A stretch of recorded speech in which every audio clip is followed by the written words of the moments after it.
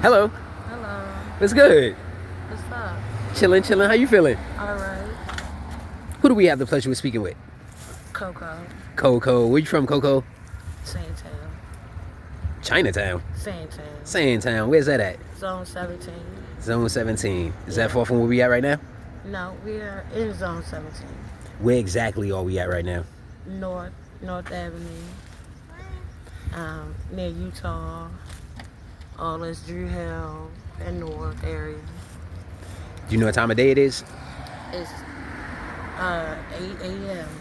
8, 8 a.m. What has you outside 8 a.m.? Um, uh, Life, getting money, drugs, food, breakfast, Sunday. In that order? Yeah, How long have you been doing drugs? 3 years. How old are you? 25. How old? 25. 20, 25. How old do you feel? I don't know. In my 30s. Feel like you're in your 30s? Yeah. Is that mentally or physically? Post. How old do you think you look? Maybe around that age too. What's the youngest someone's ever said you looked? My age. Really? No one ever said you look younger than your actual age in your whole life. Maybe when I was younger. Do you have any kids? Yeah. How many kids you got? 2. How old are they? Anyway, we're back. My bad. So you were just telling me about your kids Yes. and how old are they? They're twins. They're 5 Do you have sons or daughters? daughters. Daughters. When's the last time you got to see them? Maybe last year I seen them. Last year. What's prevented you from being able to see them? My lifestyle. What made you choose this lifestyle? I chose the wrong dude and he turned me on to the wrong things and I just ended up losing everything and I just rather my kids not like be around and see that, And you've been using for how long? About 3 years. 3 years. The guy that introduced you to drugs, was he a lot older than you? Yeah. Where's he at now? He's back home in DC. Is that where he's originally from? Yeah. Is that where you were at when you were first introduced to the drugs? Yeah. What drugs were you introduced to? He introduced me to crack and PCP and dope. Did you know before you started using them that he was actually taking those drugs? No. What did he say to convince you to try those drugs? I was already like drunk, like I was drinking and driving. Ended up there in the town where he's from, and I asked him to get me like Molly, which I used to use like to party on and stuff. And he brought back some crack, and I didn't know it was crack until I did it. And that was it. So you swallowed it like you took crack like you would take Molly, like you swallowed that, No, don't you? I smoked it, like with a stem and stuff. I've never seen that stuff before. And he's like, this is how we do it here in DC. Trust me, you're good. So he fixed it for me, and I hit it for the first time, and I threw up everywhere. And I'm like, this is not Molly. And he's like, oh no, this is crack cocaine. You're gonna be addicted for the rest of your life. So Is that what he actually said to you? that's what he said. No way. Yeah. Wow. And I'm like, I don't even want this. And he started digging in. Like I just gave him $100 to go get me something. He came back with this stuff. I'm like, I didn't want this. And so he's like, oh, you don't want it? I'll take it. And I'm like, never mind. I already paid my money for it. I'm not about to let you sit up here and smoke up all my money. Like I want to partake too, So that's what I did, and it just snowballed from there. So how long after you first started smoking crack did you realize you were addicted? Maybe the first month. Because at first it was like I only did it every weekend when I went out there, and then every other weekend when I sent my kids away. And then he moved in, and it was like every day, and I gotta support his habit and my habit, and it was just like constantly around the clock, all day, every day. And that's when it really like took off when he moved in with me. When did you started using dope?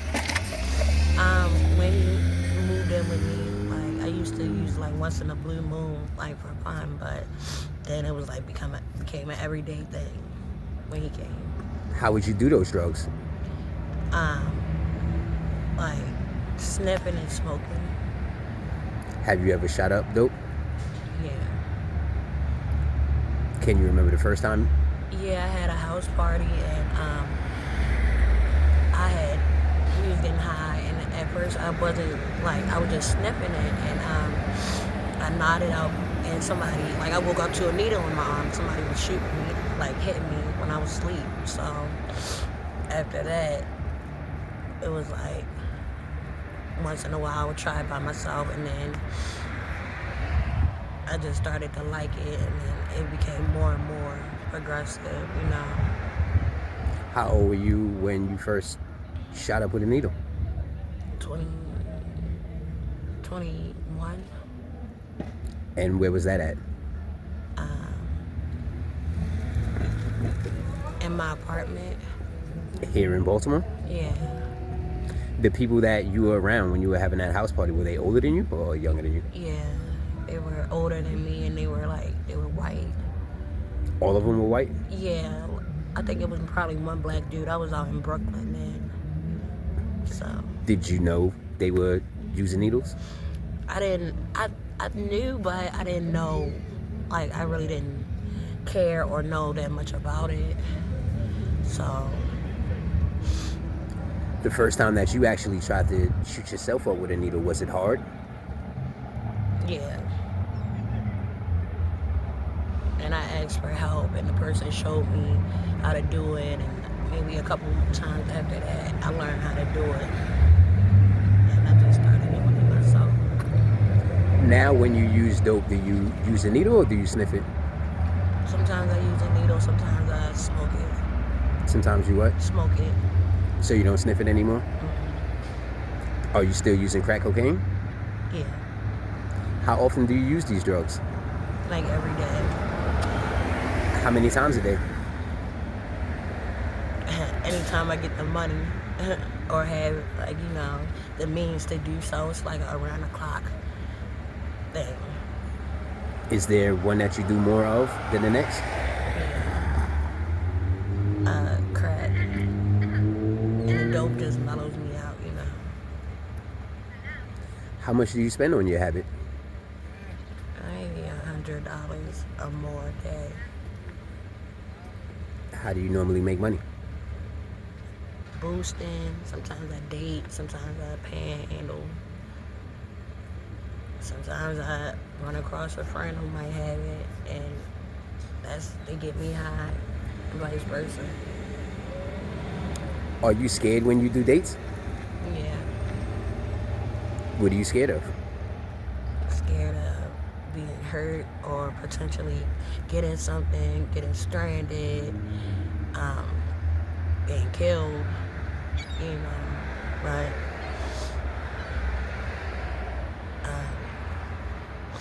I've been around here so like for a while now, so a lot of the people that I do date with are regulars, so I don't really put myself out there like that no more. Before you started doing drugs, were you involved with dating? No. Can you remember the first time you did a date?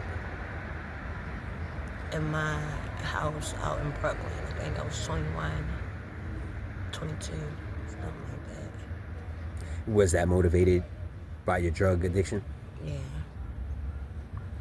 Did someone tell you that you could do dates to Yeah. fund your drug addiction? Yeah. The guys that allow you, I guess, in their car or in their house or whatever, do they seem like they're scared of you? Like, does anything about them seem like they might potentially be scared of you? Really? Have you ever thought about that? No. So thinking about that right now, do you think they should probably be a little more scared of you than you probably would be of them?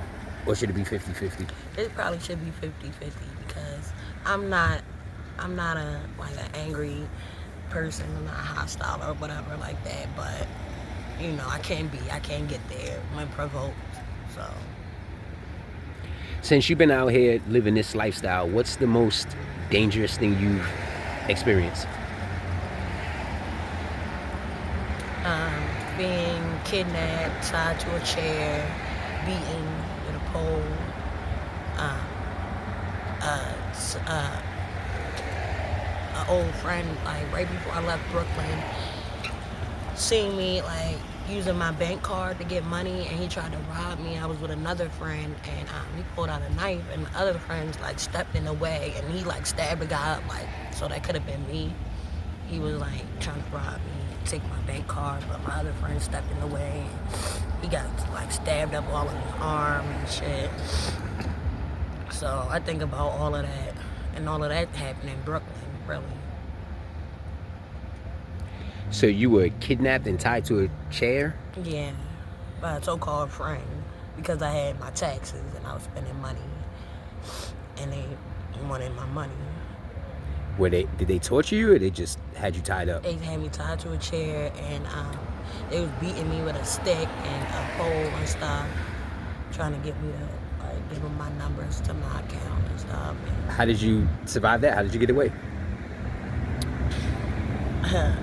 Fighting, I kept breaking loose and stuff, trying to get out, and finally they got tired of it and they made a phone call, and the person was like, just let me go, it was too much trouble.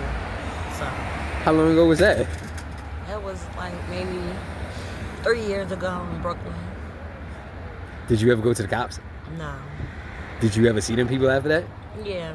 And what was It was nonchalant, like nothing happened. really you just seen them? It was like it was nothing. Yeah, like I was like, in my heart, I was remembering that shit, and they just like brushed it off and act like they didn't do that shit to me, and like honky dory, business as usual type things. That's crazy. So since doing dates, have you ever experienced a bad date? Yeah, and I have like a good discernment about people, especially on dates, and I feel like they're being iffy or whatever. Like I'll end it, and I'll jump out, or I'll tell them bring me back. I just call it off because it's a lot of people out here. They ain't right. They don't think right. They hurt girls, and I don't know. I just feel it in my spirit when something is not going right, and I just call it off. So what happened during that date that was, I guess, your worst experience? Like, guy was just taking me way out of the way, and then first he had money. He said he had money, he was gonna pay me up front, and then he didn't, and then he had to go to the ATM, and then instead of this place we were originally going, he wanted me to go to his house, and it was just a lot of variables changing and stuff like that. And then I see a machete, a big machete on his car floor, and I don't know. I just left. I just told him to like stop the car, and I just jumped out, and I got on the bus and came back. Wow. Yeah. Thank God you was wise enough to see that and escape that, because that could have definitely went left for you. Yeah. That could have definitely went left. Have you ever heard of cases where girls out here actually have gone on dates and it went horribly wrong for them? I know a couple girls that got killed, overdose.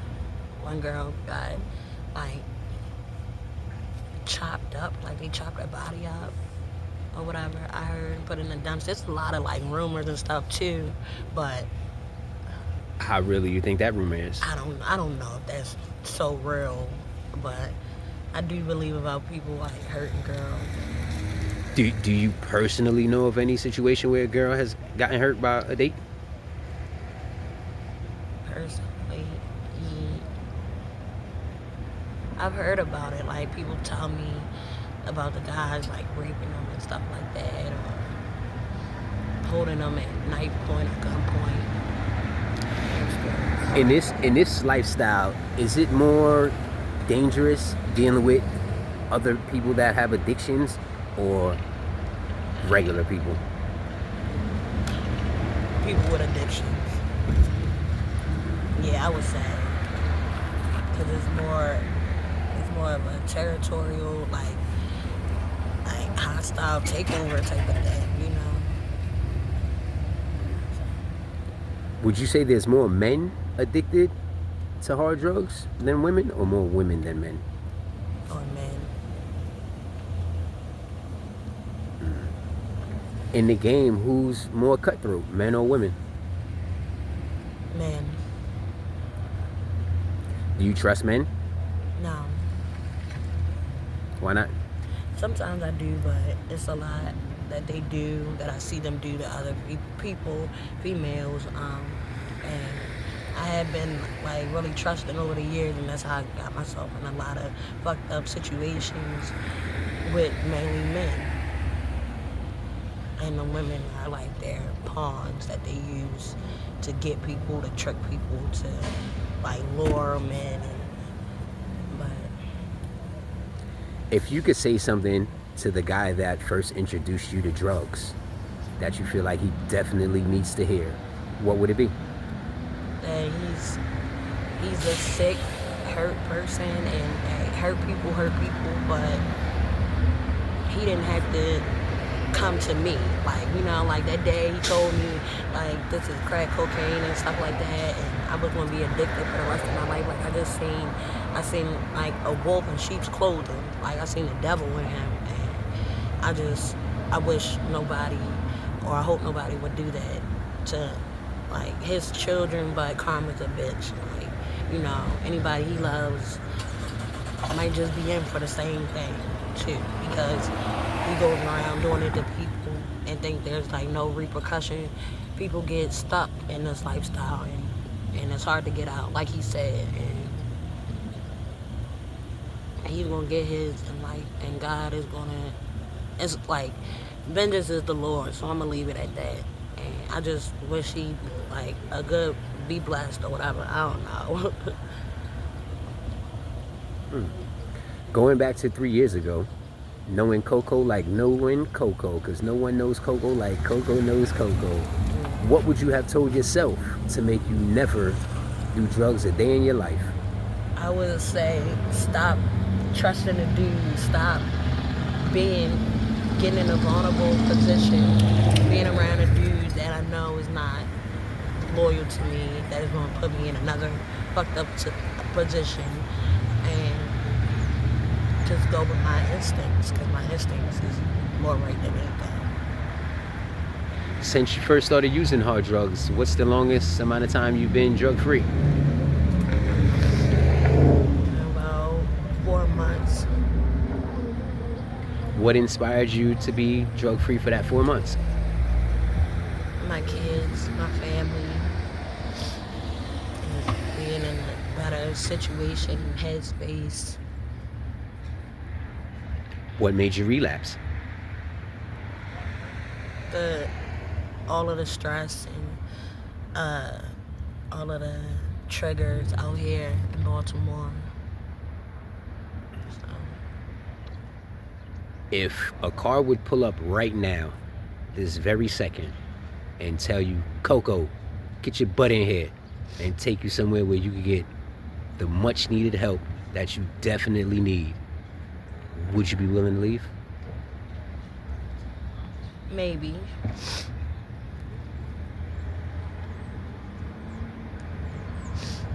I don't know. It's always that next one in my mind. Getting the next one. Uh, Perhaps. Do you ever see yourself being totally drug free? Yeah. What do you think it'll take?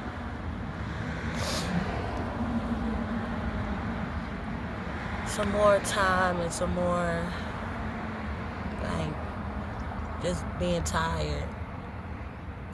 I'm almost there. I'm just like waiting for that next straw to crack the camel's back. You know what I'm saying? And then I'll turn it all over.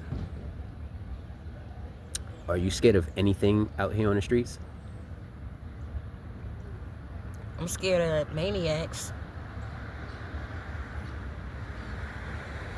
Are you scared of the drugs that you're using? Sometimes. Have you ever overdosed? Yeah. What was that like?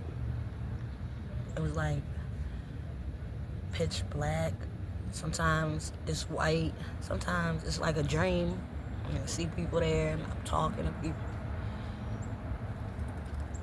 Sometimes it's like nothing. And I'm waking up.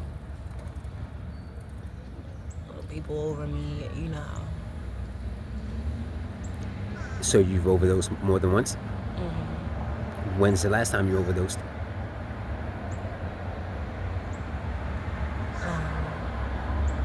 Maybe a couple months ago.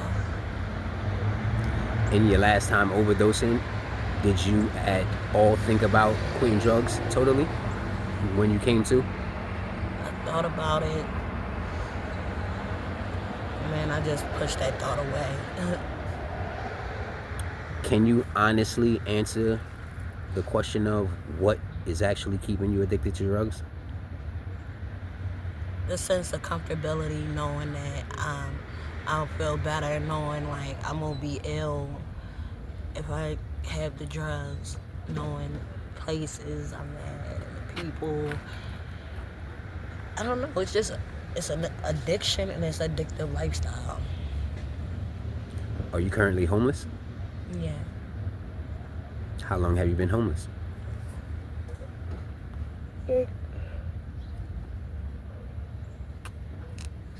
Like 3 years. So during your whole addiction, you've been homeless? Maybe not. You know, like maybe half of my, or the majority of my addiction. And is your addiction the reason you're homeless? Yeah. Do you think there's a such thing as a functional addict? Yeah. Why aren't you one of those? Because I let people deter me, and I'm a people pleaser, and I'd rather help somebody else before I help myself. When's the last time you had a job? A real job when I was like 19.